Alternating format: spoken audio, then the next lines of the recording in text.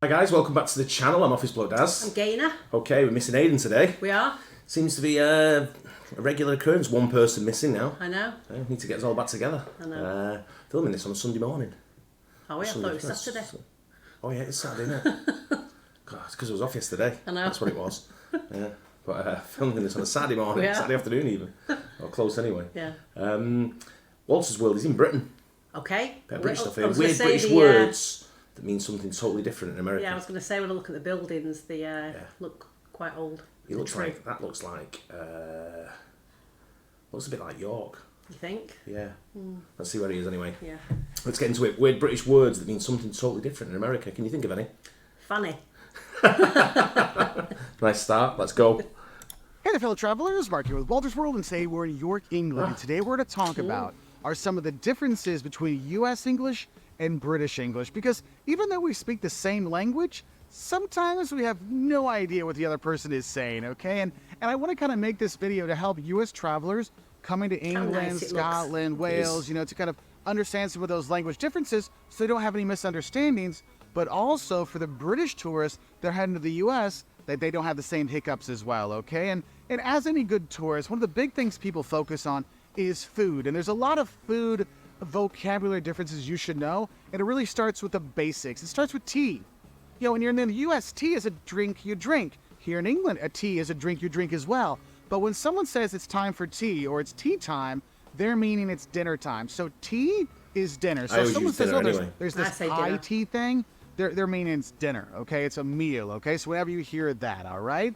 Now, when you're having dinner, you're having tea, there's all kinds of different foods you're going to see on there. And one of the things I always love to make sure I have when I hear is my sticky toffee pudding, which is a pudding.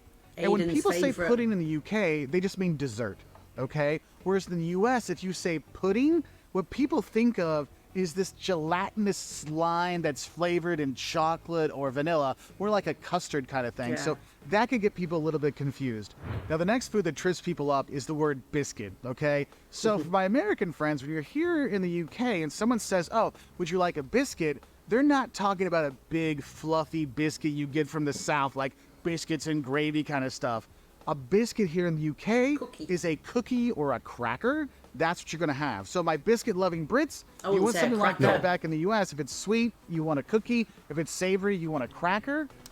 No, crackers is different, very different from a biscuit. Cheese on. I wouldn't say a biscuit and give someone a cracker. No. A cracker is like a water biscuit. Yeah. It's like you say, it's something you serve. Crackers are normally served with cheese. Cheese, yeah. You wouldn't have. No. You know. No. All right, so you don't have that misunderstanding.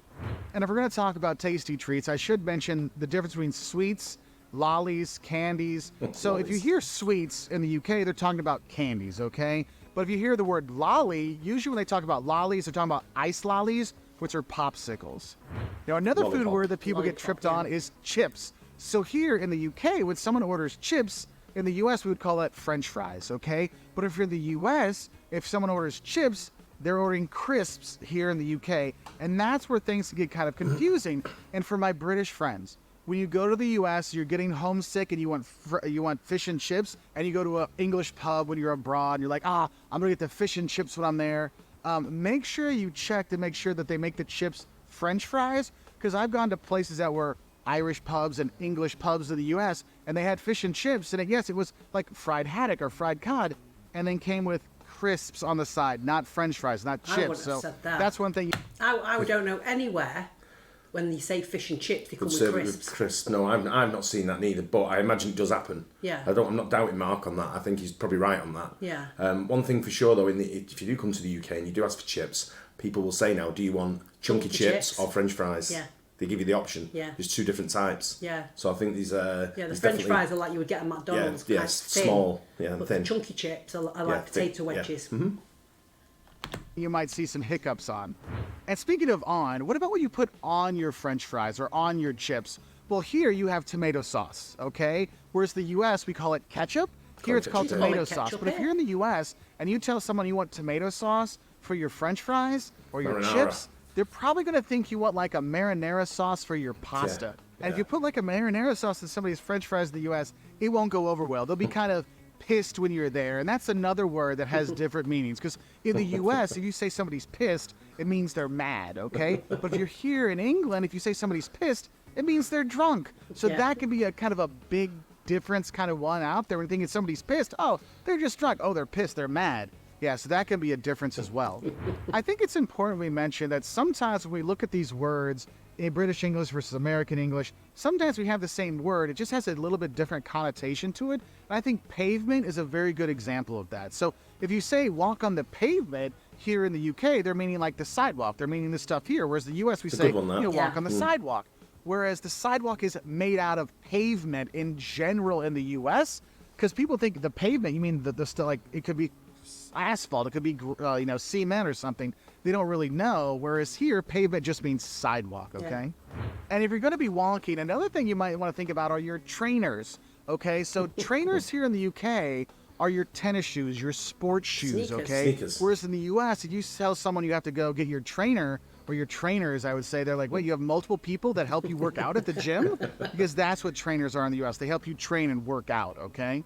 Now, if you've got a trainer in the US, you're working out, you probably want to go look good in your pants, okay? The thing is, in the US, pants are like, jeans, trousers in the UK, all right? But in the UK, if you say pants, it means your underwear. Yeah. So you want to kind of be careful with that and kind of going...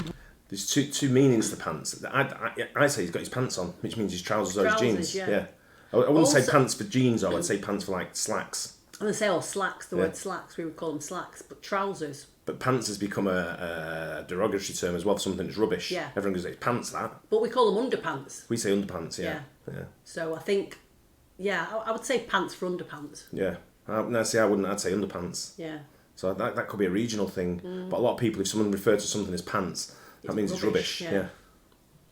With the nether regions down there, I think another word you should know is fanny, because fanny in the US usually means your backside, your bum, okay? Whereas here in the UK, the fanny means the front side of a female, all right? So there's a little bit of difference there when you think about that, because when you hear fanny pack in the US, it's that bum bag you'll see here in the UK, and that could get some people a little snicker here and there for that, all right? And another kind of word that kind of confuses people is when you have your car and you need to get something out of the boot. The boot of the car in the UK is the back part. It's the trunk of the car, okay? Whereas in the US, we say trunk for the back of the car, because a boot is just something that you wear, okay? So a boot in the US, if you say that, all people think of are your wellies, which are your rain boots.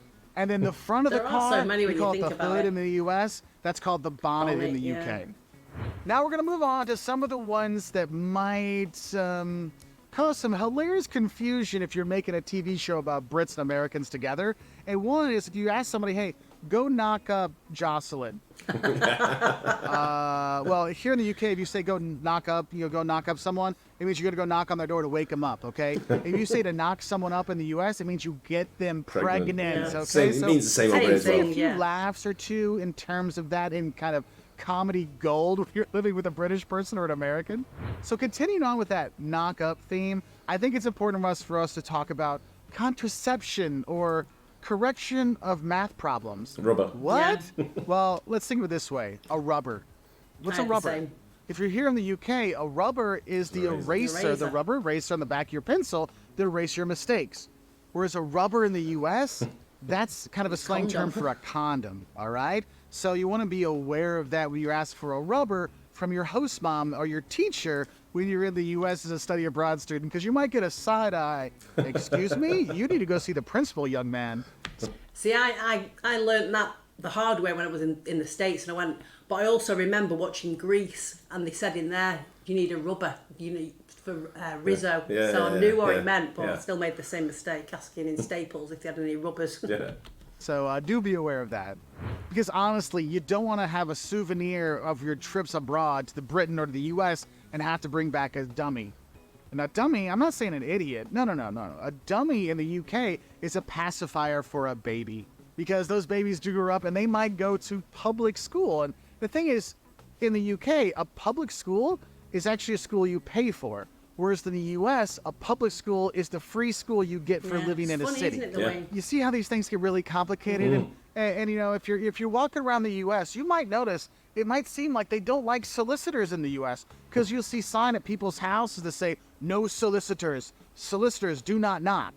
Well, the thing is, a solicitor here in the UK is a lawyer in the US or an attorney. So you can see how that could be kind of weird, because solicitors in the US are people that come to your door, knock on your door, and try to sell you something or trying to get you to give money. Because the thing is, some places you have to have a permit in the US to go knock on people's door to ask for money or to sell Wow, I didn't stuff. know that. No. Because then if you don't, then you might have the police or the cops come and talk to you. And if you're wondering what police are called here in the UK, like a policeman is called a constable here in the UK. Or if you look for the cop word, a cop would be more of a bobby. You don't hear that one as often, but just think constable for the police officers.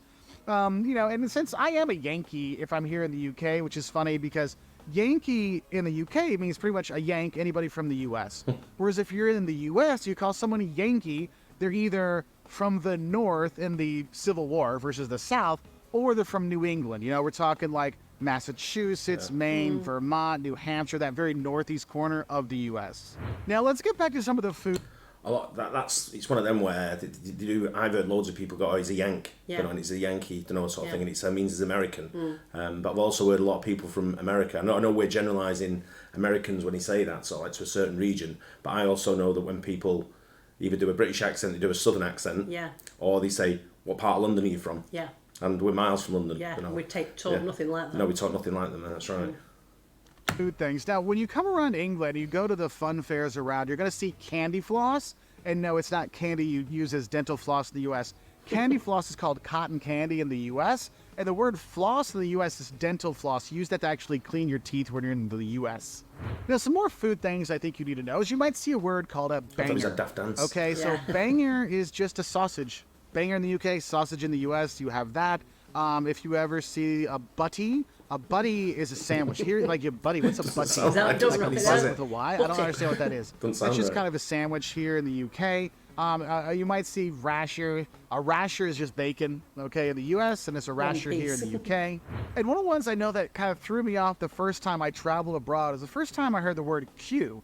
And the thing is, if you're in the UK, a queue is just a line that people stand in. And just like in the US, queue jumping or line skipping or skipping the line or jumping the line is not cool either place you are in the US or UK. So do be aware of that because people will call you out. And they might call you out by calling you a Muppet.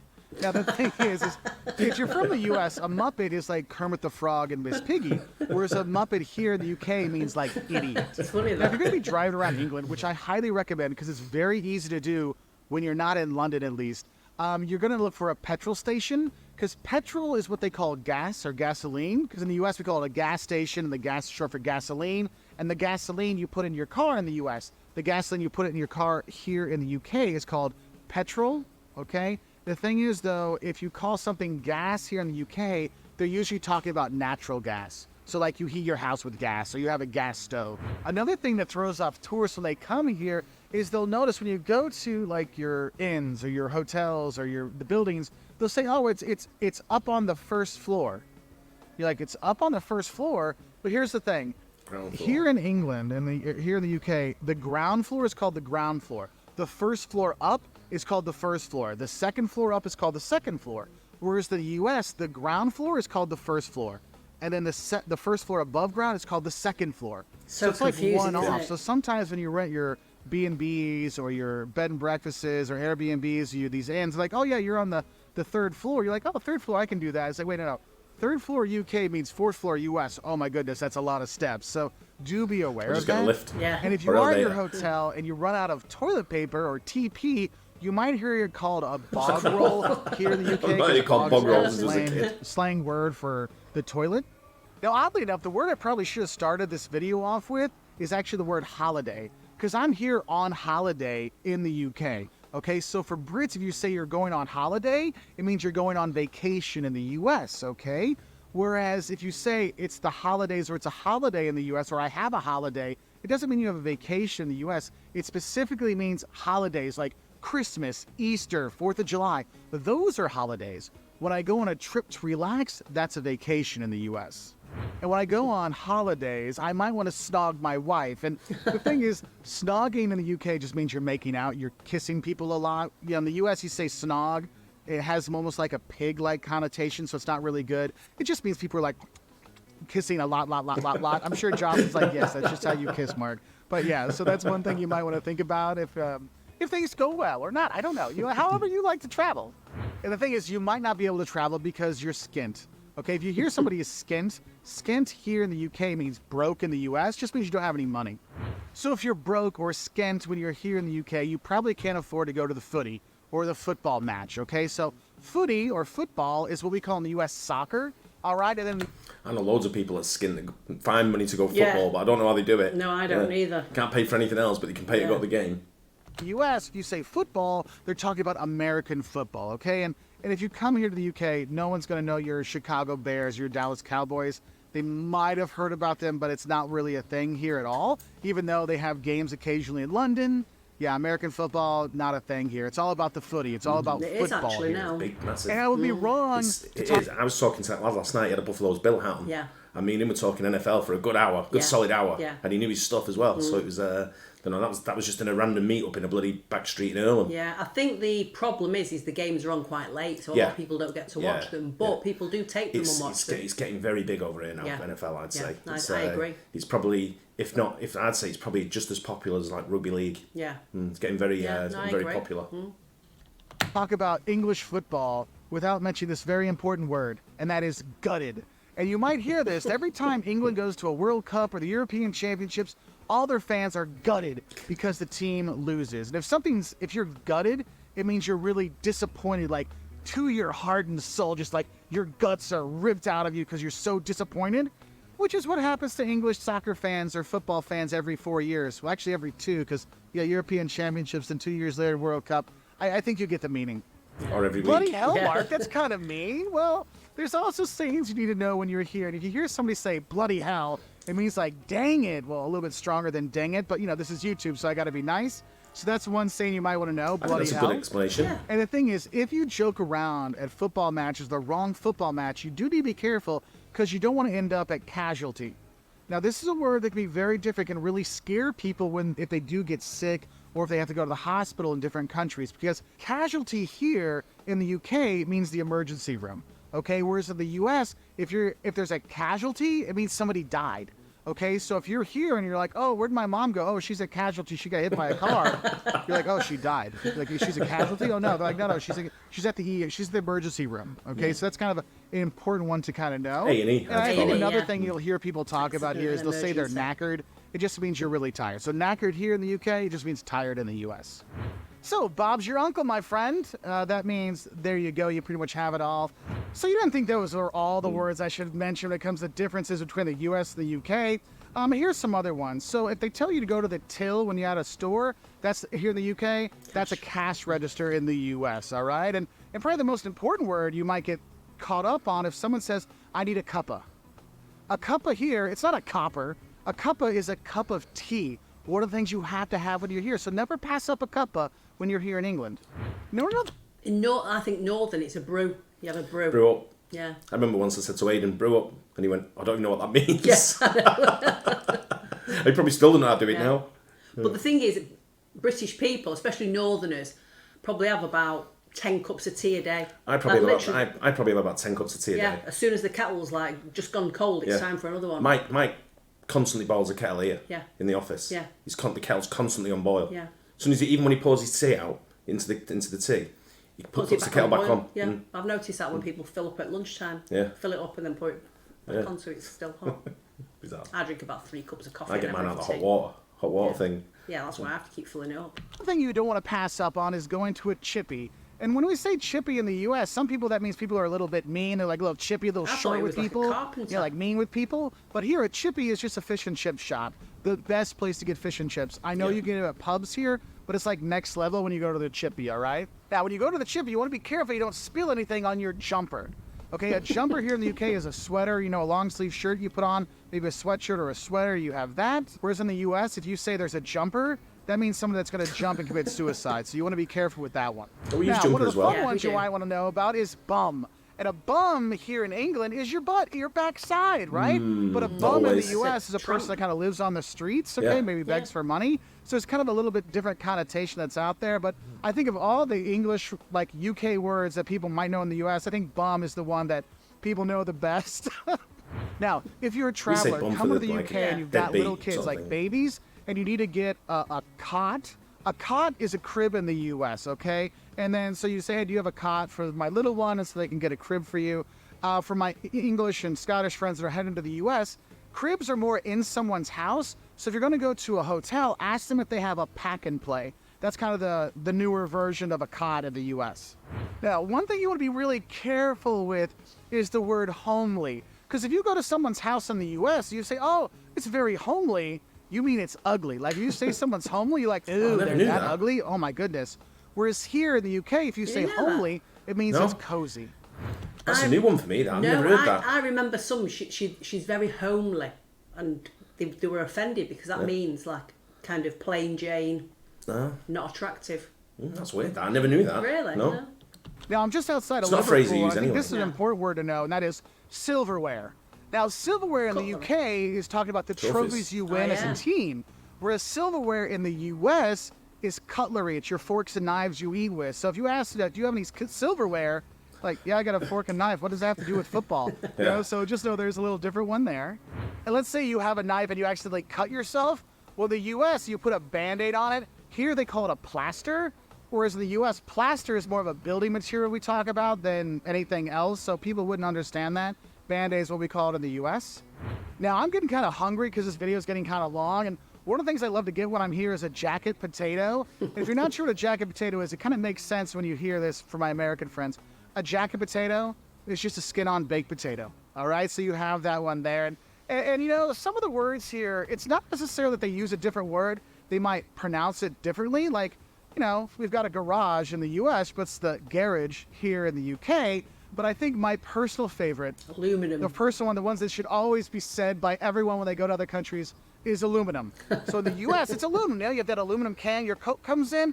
Well, here it's aluminium. Okay, so think about that. Aluminium, say it a few times and you can't unsay it. It blows your mind, all right? So what are some other words that don't quite pass the we both speak English test? Let us know in the comments below so we can help other travelers that do speak English know the right way to say it when they go to different countries. And thank you for watching, and please hit that subscribe button if you like fun videos like this. I'll say bye from here and now, Chester, England. I was just going to say his picture before he was showing it. I was going to say, that's Chester, not York. Yeah. So he must have been moving around. Yeah. Because some of the pictures he was showing wasn't York, weren't all York. No. But if you do come, literally 20 minutes down the road. If you do come to the UK, Chester and York are two probably really nice cities they are. and great if you're into horse racing, especially two great horse racing tracks, both places. But Spud is another one. Yeah. I don't know if they use that I don't know if you know that term in the USA. I don't know. We have a shop here called Spud You Like. It used to be, Spud You Like. There's still one here in the Trafford Centre. Oh, okay. Yeah. But Spud is a potato as well. I don't know if you use that. I don't think that's a term used in the USA. Not sure. I don't think so. I've never heard. But again, it's a jacket. A Spud's a jacket potato. If you ask for a Spud, you get a jacket potato. Yeah. Yeah, it's a shop that you can go to and you just get a potato and you just pick what you want in it. Yeah, beans fillings, and cheese or tuna. Yeah. But I enjoyed that. I like Mark though. He's good at his tours and what he explains stuff in different cities. But there you go. Hope you guys enjoyed it as well. Let us know if there's any other words you can think of, or you want to know what the English definition is of something. We can let you know. We can guide you accordingly, knowing many both. We do. Yeah. Worst one I ever had was a bag in Holland. When I'm like, can I have a bag? And she's like, huh? I'm like, a bag. And I'm pointing at it. And she's like, I don't know what you're saying. I'm like, a bag. Carry bag. And I'm like, I have no idea what you call it in Dutch. Yeah. But it must be very similar. Yeah. And in the end, she went, oh, a bag. And I'm like, for real? Yeah. Well, there you go. Yeah. Anyway, hope you guys enjoyed it. Don't forget like and subscribe, and we'll see you on the next one. Bye. Cheers.